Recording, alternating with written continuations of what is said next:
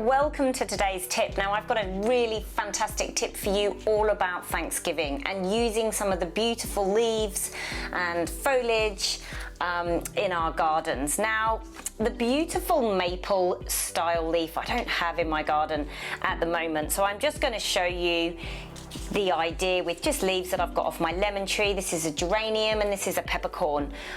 So, you know, just choose different leaves that suit you, and that beautiful maple shape leaf is really perfect for Thanksgiving.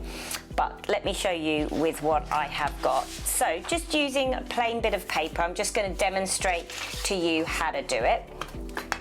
Now, your leaf will have two sides and the back side will be a lot rougher. Use that side because we'll be using it for printing. And get your inks. And this one's a pigment ink, and so it's really, really great for this. It shows up every kind of line. And this one, I'm just sort of adding a bit of colours. Now I am mixing mine up, but I'm not too worried about that. And then what I'm going to do is get a fresh piece of paper. So if you wanted to go straight onto your scrapbook page, then it could be a background and you could go straight onto your page or your cardstock. And if you were to turn it into an embellishment, then you might want to use something a bit thicker.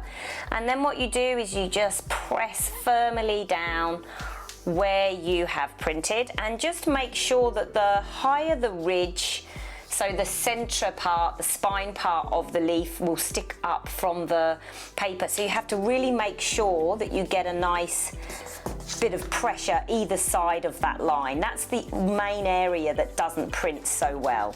So just bear that in mind. Just press really, really hard. Now look at that.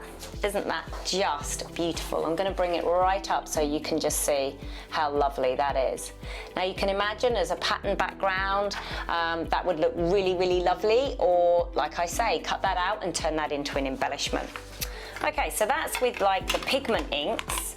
I've got some archival inks here, and I've also got some distress inks, and exactly the same process applies. Now I cut this yesterday, so it's looking a little bit withered.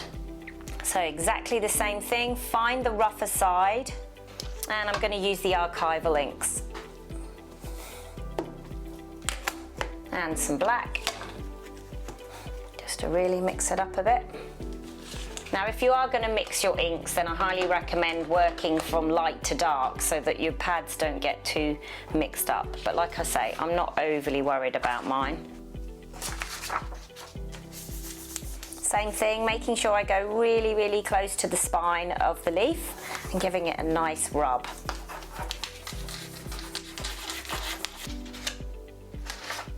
And look how amazing that is.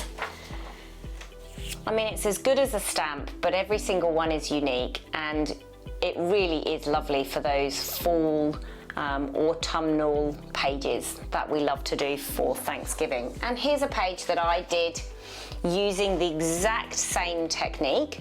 So what I've got here is my background, like I've just shown you with the inks, and then I've cut one out to turn it into embellishment, just using those peppercorn leaves, and I think that has really, really made that page pop.